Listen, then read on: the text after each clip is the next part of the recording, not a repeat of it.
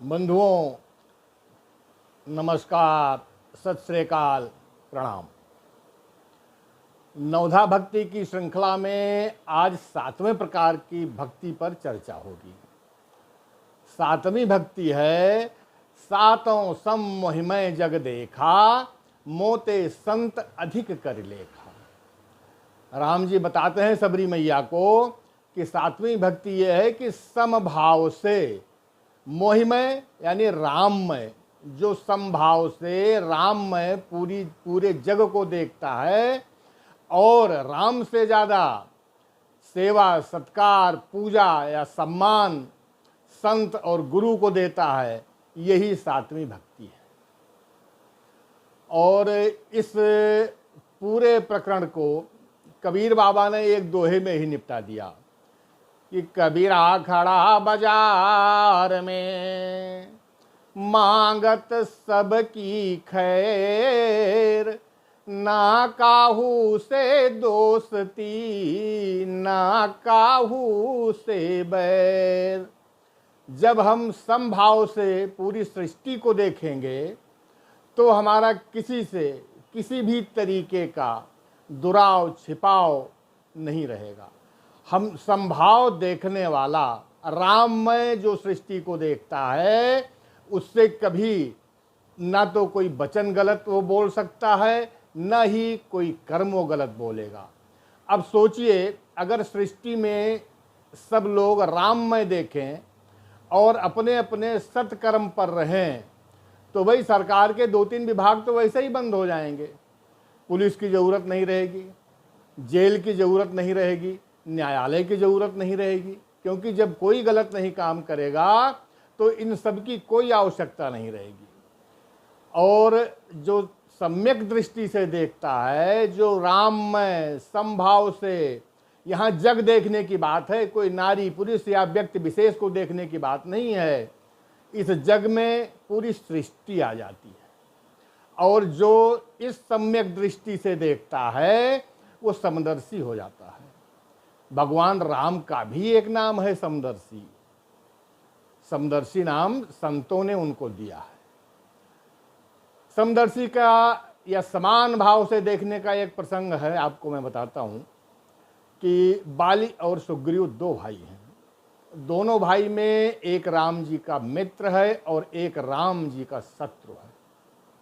लेकिन और मित्र और शत्रु अपने अपने कर्मों के हिसाब से बने हैं दोनों। लेकिन जितना भरोसा राम जी पर सुग्रीव का था, उससे कहीं कम विश्वास राम जी के न्याय पर बाली को नहीं था। बाली जब लड़ने चलता है तो उसकी पत्नी तारा उसको रोकती है। बाली कहता है, कहे बाली सुन भीरु प्रिय समदर्शी रघुनाथ, जो कदाच मोहिमारी हैं तो पुनि होब सनाथ। उसको ये भरोसा है कि राम जी समदर्शी हैं। क्या चरित्र और क्या न्याय है भगवान राम का कि शत्रु को भी उनके समभाव से देखने वाली दृष्टि पर कितना भरोसा है। हमारे जितने संत महात्मा हुए हैं, सबने प्रभु को समदर्शी कहा है। सूरदास बाबा, हमारे प्रभु अवगुण चित न धरो, समदर्शी है नाम तिहारो, सोई पार करो। अब उन्होंने बड़े सुंदर सुंदर उदाहरण दिए हैं कि एक लोहा पूजा घर में होता है और एक बहेलिए के घर में होता है, बधिक के घर में होता है। लेकिन पारस पत्थर किसी का गुण और अवगुण नहीं देखता है, उसके स्पर्श मात्र से ही दोनों लोहा सोना बन जाता है। एक नदी होती है, एक नाला होता है, दोनों के अलग अलग रास्ते, अलग अलग गुण धर्म हैं, लेकिन जब वो गंगा जी में मिलते हैं तो वो भी सुरसरी का नाम पाते हैं। हमारे प्रभु अवगुण चित न धरो, समदर्शी है नाम तिहारो, सोई पार करो। इक लोहा पूजा में राखत, इक घर बधिक परो, गुण अवगुण पारस नहीं चितवत, कंचन करत खरो। इक नदिया इक नार कहावत, मैलो ही नीर भरो, जब दोऊ मिल एक बरन भय, सुरसरी नाम पढ़ो। ये समदर्शी भाव जब राम जी के अंदर है तो जो उनका भक्त होगा वो भी राममय ही सारी सृष्टि को देखेगा, उसकी दृष्टि राममय ही रहेगी।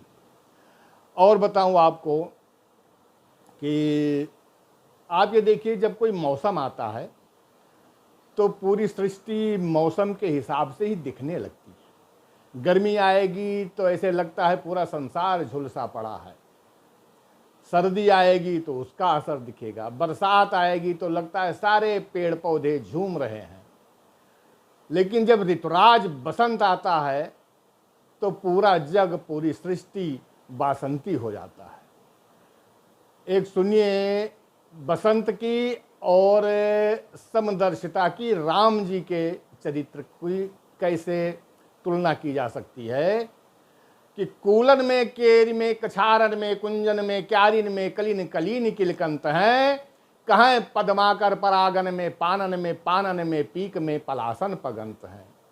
द्वार में, दिशान में, दुनी में, देश देखन में, देखो दीप दीपन में, दीपत दिगंत हैं। बीथिन में, ब्रज में, नबेलिन में, बेलिन में, बनन में, बागन में, बगरो बसंत है।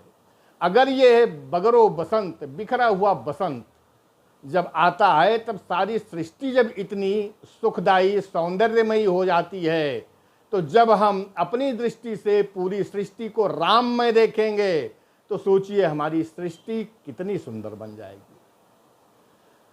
अब राममय देखने के बाद में इसमें शर्त है मोते संत अधिक करी लेखा। राम जी अपने से भी ज्यादा संत को महत्व क्यों देते हैं? क्योंकि वाल्मीकि जी ने भी कहा है राम जी से कि तुमसे अधिक गुरह जिए जानी, सकल भाए सेवह सन्मानी। और एक उदाहरण सृष्टि का है कि जहां पर स्वामी से ज्यादा सेवक पूजा जाता है और स्वामी स्वयं कहता है अपने सेवक से कि हम तुमसे उद्धार नहीं हैं। बहुरी विचार कीन मन माही, तुम सन तात उरिन हम नाही। तुलसी राम होते अधिक राम भगत जिय जान, रिनिया राजा राम भय धनिक भय हनुमान। ये भक्ति का, ये समर्पण का ये फल और महत्व है। राम जी ने सृष्टि को चलाने के लिए हर जगह स्वयं तो नहीं मौजूद रहेंगे, उन्होंने कुछ रिश्ते, कुछ संबंध बनाए हैं। माँ बाप, भाई बहन, मित्र, गुरु, ये वही संबंध हैं जिनसे लोगों की दुनियादारी चलती है। यहाँ पर बात होती है संत की या गुरु की।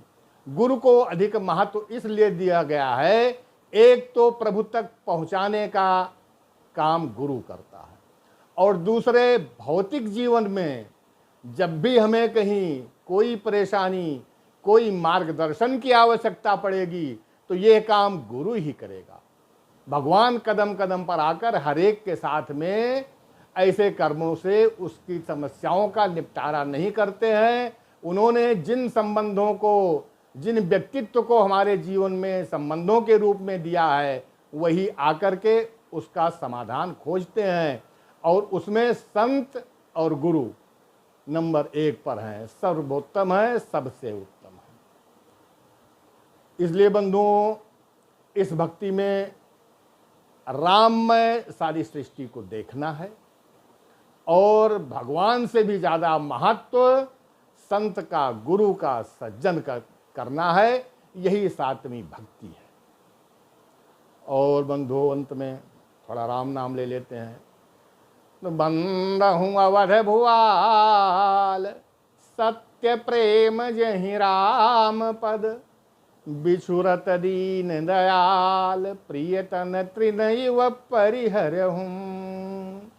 गिरा अरथ जल बीच सम, कहियत भिन्न न भिन्न, बंदहु सीताराम पद, जिन्हि परम प्रिय खिन। जय सीताराम सीताराम सीताराम, राम सीताराम जय। जय सीताराम सीताराम सीताराम, राम सीताराम जय। सीताराम राम सीताराम जय सीताराम राम सीताराम जय। श्री सीताराम नाम महाराज की जय। धन्यवाद बंधुओं, आप लोग हमारे वीडियो को लाइक शेयर और सब्सक्राइब करते रहिएगा। प्रणाम।